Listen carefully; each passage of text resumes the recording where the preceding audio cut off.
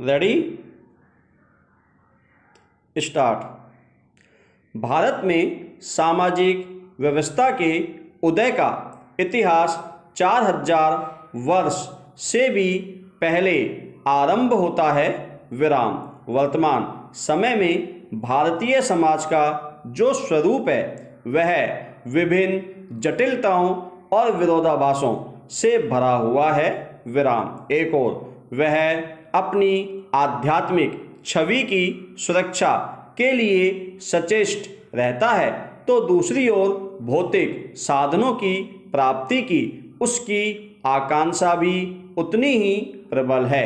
एक और वह वैज्ञानिक मानसिकता पर बल देता है, तो दूसरी ओर अब तक चमत्कारों एवं अलौकिक घटनाओं में उसकी आस्था बनी हुई है। विराम। इसी प्रकार एक और यहाँ का संविधान तक मनुष्य की समानता की बात करता है, पर दूसरी ओर समाज में तो जातीय भेदभाव है ही।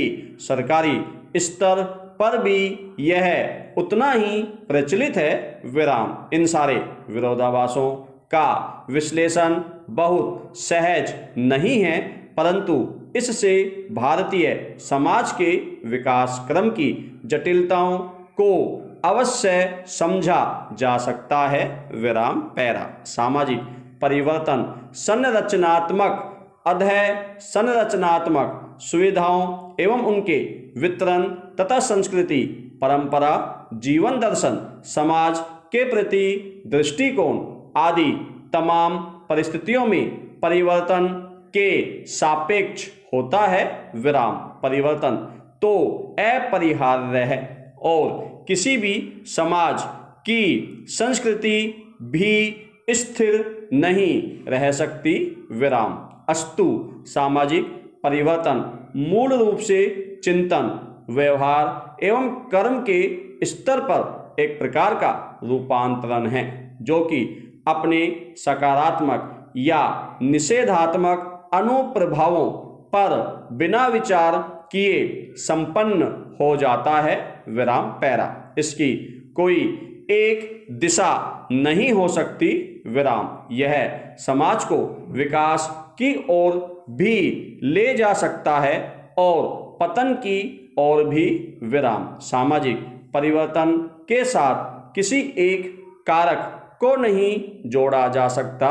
विराम। सामाजिक परिवर्तन के वाहक कारकों को इन श्रेणियों में विभक्त किया जा सकता है: जनसांख्यिकीय, तकनीकी, राजनीतिक, आर्थिक, सांस्कृतिक और विधिक। विराम। इसकी एक क्रमागत प्रक्रिया होती है, क्योंकि सामान्यतः लोग अपने स्थापित विश्वासों एवं प्रतिदर्शों को शीघ्र छोड़ने की स्थिति में नहीं होते। विराम। पैरा। प्राय कहा जाता है कि सामाजिक द्वंद्व एवं ज्ञान का विकास सामाजिक परिवर्तन को गति देते हैं। विराम। परंतु भारत में ऐसे अनेक कारण हैं जो सामाजिक परिवर्तन का आधार बनते हैं। विराम। जनसांख्यिकीय कारणों में जनसंख्या वृद्धि सबसे महत्वपूर्ण कारण है, जो गरीबी, निरक्षरता, स्वास्थ्य व आवास की समस्या आदि को जन्म देती है, और ये सब सामाजिक वातावरण को बुरी तरह प्रभावित करते हैं।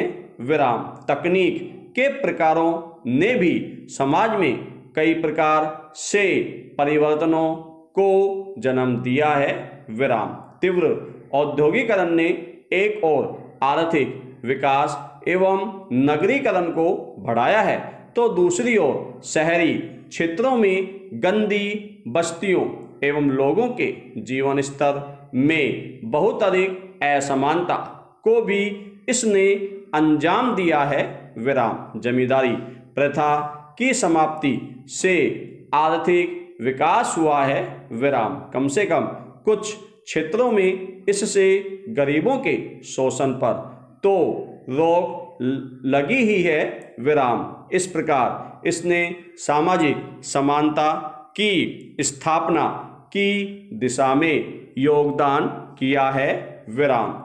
संस्कृतिकरण जैसी सांस्कृतिक प्रवृत्तियों ने, जिसके अंतर्गत निम्न जातियों का उच्च जातियों में प्रवेश होता है, बौद्धिक उत्थान के द्वारा जातीय संरचना, पारंपरिक दृष्टिकोण एवं रीति रिवाजों में कई प्रकार के परिवर्तन लाए हैं, विराम। सामाजिक बुराइयों पर नियंत्रण लाने जैसे प्रयास के कारण विधिक कारक भी सामाजिक परिवर्तन के वाहक बनते हैं, विराम। यहाँ तक कि राजनीतिक कारण भी इस संदर्भ में महत्वपूर्ण है, विराम। उदाहरण के तौर पर निर्वाचन प्रणाली ने सारी जनसंख्या को समान राजनीतिक अधिकार देकर और जातीय पहचान को राजनीतिक रंग देकर भी समाज में एक प्रकार परिवर्तन किया है, विराम पैरा। परिवार में भी, जो कि सामाजिक संरचना की रीढ़ है, औद्योगिकरण, नगरीकरण, शिक्षा एवं व्यवसाय के लिए प्रव्रजन के कारण कई तरह के स्वरूपगत परिवर्तन दिखाई दे रहे हैं, विराम। नगरों एवं शहरों में संयुक्त परिवारों का स्थान एकल परिवार ले रहे हैं, विराम।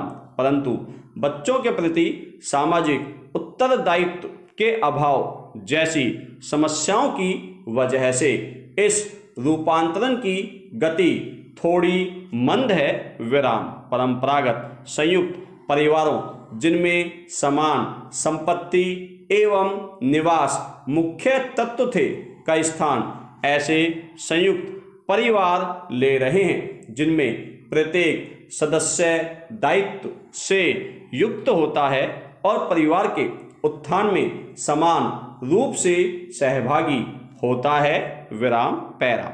स्वतंत्रता से पूर्व राम मोहन राय, ज्योतिबा फूले, महात्मा गांधी आदि समाज सुधारकों एवं स्वतंत्रता सेनानियों ने कई सामाजिक बुराइयों, जिनमें जातिगत भेदभाव प्रमुख है, को मिटाने की दिशा में महत्वपूर्ण प्रयास किए, विराम। शिक्षा एवं स्वतंत्रता की प्राप्ति के लिए विभिन्न सामाजिक समूहों के लोगों के एकत्रीकरण ने छुआछूत जैसी सामाजिक बुराइयों को शिथिल कर दिया, विराम। यह व्यवस्था आज लगभग समाप्त हो चुकी है, विराम। इनकी समाप्ति में नगरीकरण, आर्थिक गतिशीलता एवं जन यातायात व्यवस्था की भी प्रमुख भूमिका रही है, विराम। दुर्भाग्यवश राजनीतिक कारणों की वजह से जातियों के राजनीतिकरण ने फिर से जातीय चेतना को नकारात्मक दिशा में बढ़ाया है, विराम पैरा।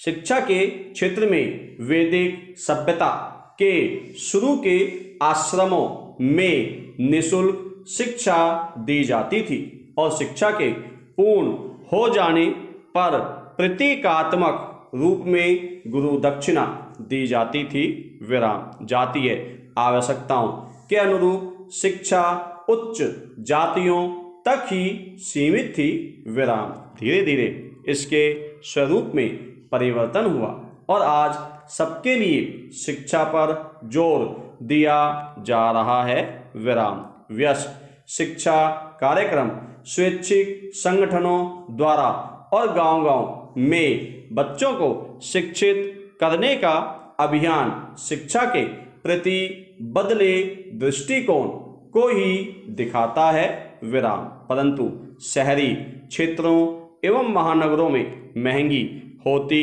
जा रही शिक्षा चिंता का विषय है, क्योंकि शिक्षा आवश्यकता के साथ साथ धन के सापेक्ष भी होती जा रही है, विराम पैरा।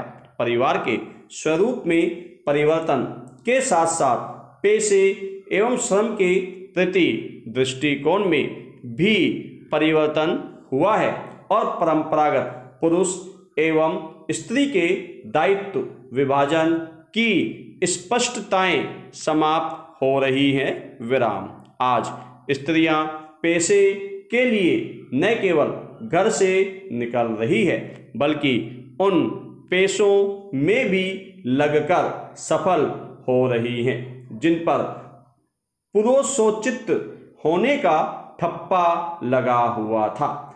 उदाहरण स्वरूप सैनिक गतिविधियां, वायुयान चालन, प्रशासन आदि आदि। विराम। निर्णयन में भी स्त्रियों की भूमिका क्रमशः महत्वपूर्ण हो रही हैं। विराम। स्त्रियां अपने प्रति जारी कई परंपरागत अस्वस्थ दृष्टिकोणों में परिवर्तन के लिए भी आवाज उठाने लगी हैं।